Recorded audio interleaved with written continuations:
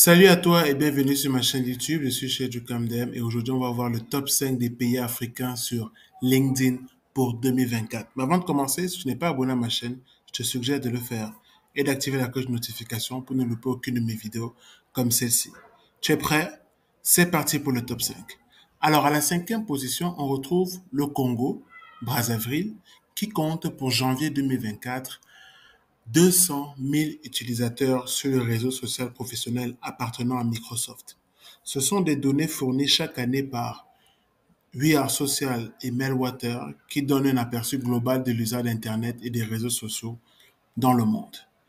Quatrième position, on quitte le Congo-Brazzaville pour arriver au Gabon. Le Gabon compte pour janvier 2024 230 000 utilisateurs, soit 30 000 utilisateurs de plus que son voisin, le Congo. Les utilisateurs ici au Gabon qui sont principalement concentrés dans la capitale qui est Libreville. On va entrer maintenant dans le top 3 pour découvrir la République démocratique du Congo, qui creuse l'écart avec le Gabon et le Congo pour avoir en janvier 2024 620 000 utilisateurs. C'est énorme quand même quand on connaît l'usage fait généralement des réseaux sociaux professionnels sur le continent africain. Alors, après avoir quitté Kinshasa et la République démocratique du Congo, on va se retrouver à la deuxième position avec le pays qui est l'Angola. L'Angola qui est tout proche des 900 000 utilisateurs, mais pour janvier 2024, ils sont encore à 890 000 utilisateurs. Sans nul doute qu'en 2025, ils vont atteindre cette barre des 900 000 et pourquoi pas titiller le million d'utilisateurs.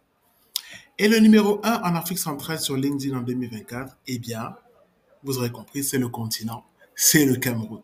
Le Cameroun qui compte pour janvier 2024 1,2 million d'utilisateurs sur ce réseau social professionnel. Et c'est un grand cap traversé parce qu'on a toujours titillé la barre du million. Donc là, maintenant, on va pouvoir progresser vers d'autres objectifs plus précis. Donc voilà, si tu as aimé la vidéo, like, partage et commente. Et on se retrouve très vite pour une autre vidéo comme celle-ci autour du community management et des réseaux sociaux sur le continent africain. Jojo Camdem est un social media expert. Ce jour, celui qui a bâti sa réputation sur le community management nous partage les secrets de ce métier qui gère l'image, la réputation des personnalités sur la toile. Il est l'invité de la semaine.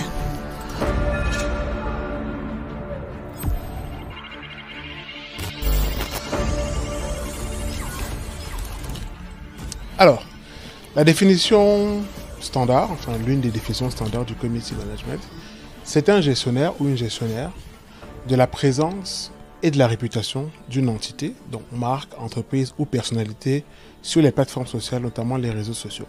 Mais on peut également englober la partie blog, la partie forum. Donc c'est vraiment la personne qui va définir une stratégie parce qu'il y a également le social media manager. Mais dans un contexte camerounais, lorsque vous êtes community manager, vous êtes également social media manager parce que vous devez aussi monter la stratégie d'une entreprise et l'implémenter. Que techniquement, c'est le social media manager qui fait la stratégie et le community manager qui l'implémente. Mais au Cameroun, vous devez faire les deux. Donc clairement, vous allez créer la stratégie, l'implémenter et aussi veiller à la e-réputation. Parce que c'est un aspect aussi que beaucoup de community managers oublient. Ils pensent généralement à animer une communauté, mais il faut surtout veiller à la bonne réputation de l'entité qu'on gère sur les réseaux sociaux.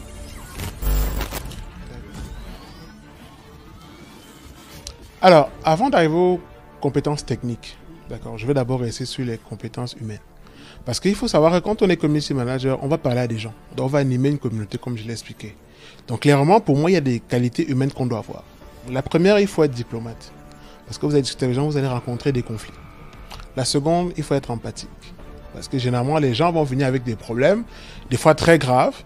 Et pour ne pas justement passer pour une marque avec un côté froid sur les réseaux sociaux, vous devez apporter un peu de la chaleur et comprendre les préoccupations des personnes.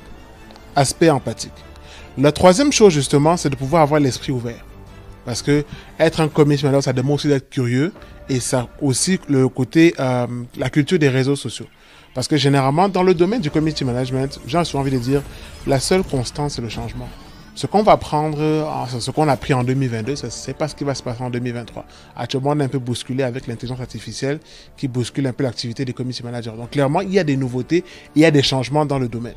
Maintenant, les compétences techniques, il faut déjà savoir écrire pour le web. Parce qu'il y a écrit peut-être pour le journalisme, il y a également écrit pour Internet. Il faut savoir aussi comprendre le fonctionnement des algorithmes et des réseaux sociaux. Parce que chaque réseau social, Facebook, Instagram, Twitter, TikTok, a une manière différente de fonctionner. Et en tant que community manager, vous devez savoir justement comment ça fonctionne pour pouvoir alimenter les contenus d'une entité sur chacun de ces réseaux sociaux, mais aussi pouvoir conseiller à une entreprise où aller en fonction des objectifs qu'elle va atteindre. Et puis bon, à côté, vous pouvez aussi avoir des compétences plus poussées, que ce soit dans le domaine graphique, c'est-à-dire si en tant que community manager, vous pouvez monter des visuels et créer des vidéos, c'est vraiment un plus parce que vous allez pouvoir être un bon community manager avec plusieurs casquettes et des fois, ne pas forcément avoir toujours recours à un graphisme pour faire certaines tâches assez basiques dans votre domaine. Peut-être ajouter un logo sur une image, mettre des sous-titres ou coller des vidéos.